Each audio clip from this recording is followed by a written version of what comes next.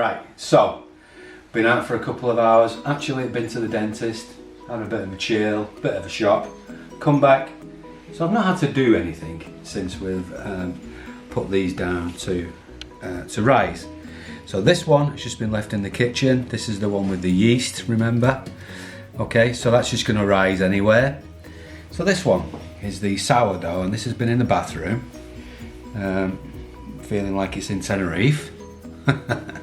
And it's risen and it's rising lovely, it really is.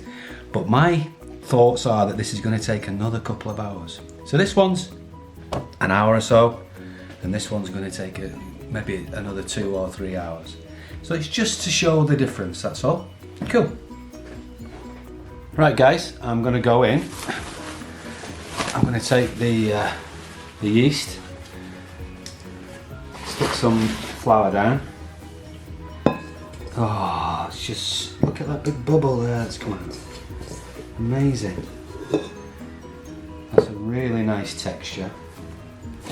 Bit of flour. So that's got all the air. The air is built over the last hour or two. Yeah? And now it's just going to knock a bit of that air out of it, but that's fine. I'm going to split this now into 4. Put 3 to one side. We're going to take 1 and just make it into a little ball, like so. So, next bit, rolling pin. We're just going to roll this lovely, soft, yeasted dough. Tiny little bit of flour, don't need that much. I mean, this yeast does make it very, very simple to work with, I must admit. It's just that the end product really isn't super crunchy, which is what I am after. So I've got a load of White Farms. So my favourite cheddar is called the Ivy's Vintage, and it's from @White Farms. I'll put the link on, but it's awesome, a really lovely deep flavour from a company that make cheese the proper way. 100% green in production, so have a good look at them. So on it goes, cheese, bit more. Right, just in the middle, nice and easy. Take one of the edges and the next bit of the edge, next bit of the edge, next bit of the edge, next, to make a ball. And then I'm just, if you've ever made dim sum before, which I'm sure most of us haven't, but this is how they do it. They just gather in all the edges here, and then look, underneath it just connects. So there's no flour for this little pinching session. No flour at all, so it allows the tackiness to stick. Right, bit of flour now, onto the top, bit of flour on the top. We roll it out, and you might be able to picture in your mind's eye a little pocket of vintage cheddar cheese being rolled into a naan bread. Isn't that just amazing? I think that will do for now. A little bit of a naan bread shape. Ladies and gentlemen, pretty much have stage 2 finished. So this now has got to rise, okay? I've got to leave it on a baking tray, and it's just got to rise over the next couple of hours. Excellent. So here we have our lovely sourdough. I'll just dish the bowl. Look at that lovely, slightly tacky, yeah, sourdough. Get a little bit of flour.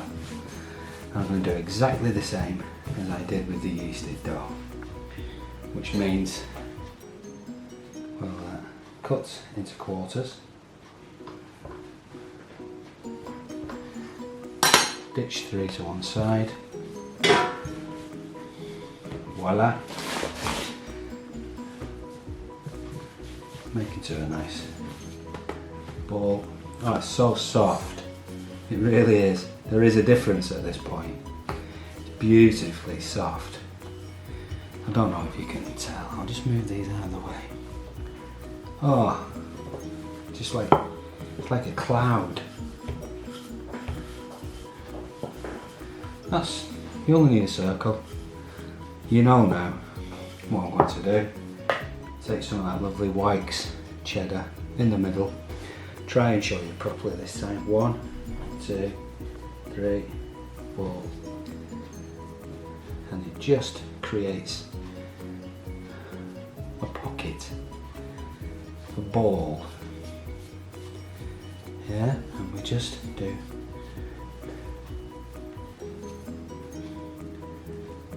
the pinching to bring it together. And there, guys, we have the making of a rather nice sourdough naan. I don't know if it's just my subconscious, but I just seem to take more time over the sourdough one. I'm gentler. Maybe that's because I just understand. Well, that's because I've made the sourdough from scratch and I've nurtured it. I've had a warm bowl. I've had warm water. I've put it in a warm bathroom. And look, it's exactly the same, but it's going to have a better roasted effect. Superb. Okay, let's have a look at these. 2 lovely cheese naan breads here. We've got the yeasty one. Yeah. And then we've got we just move the camera across, just light it up a little bit. Then we have the sourdough one. They're both going in at the same time. I've never done both at the same time. I normally have to wait a little bit longer for the sourdough. So let's see, let's just give it a go. Let's risk it for a biscuit. So put them in about 170. Voila. 20 minutes.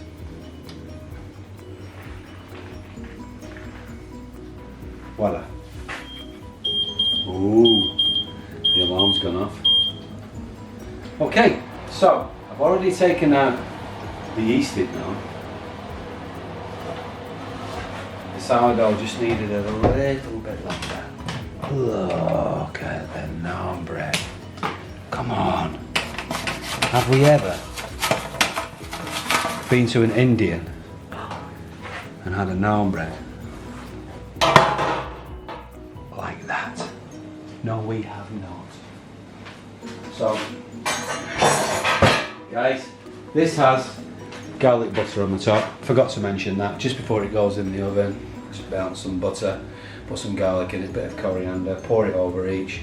Okay, that's what we're doing. It goes in the oven, 170 degrees, 20 minutes. Now, that's the sourdough. Yeah, we're getting only a crunchiness on the outside. So this is the yeast, and that's the difference. All right, that's nice. That's awesome. It is worth doing the sourdough. So, in conclusion, enjoy yourselves. Have a great time making either the yeast or the sourdough. Make yourself a little vegetable curry, which I've just thrown this together in 15 minutes. Enjoy, and happy Christmas.